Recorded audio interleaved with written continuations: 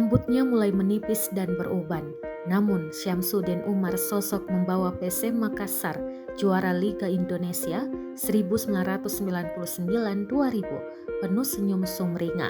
Dengan balutan baju polo berkerah warna merah, Syamsuddin Umar begitu menikmati kehadirannya di tengah perayaan hari ulang tahun ke-107 tahun PSM Makassar di lapangan Pusowa Sport Center di Jalan Teuku Umar Makassar, Rabu 2 November 2022 sore.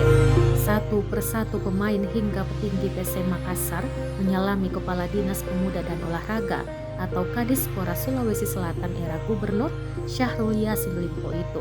Tak terkecuali pelatih PSM Makassar, Bernardo Tavares, yang tampak juga berbincang lama dengan Syamsuddin Umar di momen membahagiakan itu. Syamsuddin Umar di momen itu menitipkan pesan optimismenya kepada Bernardo Tavares bahwa di Liga 1 2022-2023 ini PSM Makassar bisa juara. Syamsuddin mengatakan Tavares menyebut ada beberapa tim berbahaya di Indonesia, namun mantan Kadispora Sulsel ini menimpali dengan tidak ada tim berbahaya. Menurutnya yang berbahaya itu jika tim hadapi faktor non-teknis. Tavares pun ingin meraih gelar juara bersama PSM. Syamsuddin Umar pun mendukung keinginan juru taktik 42 tahun itu.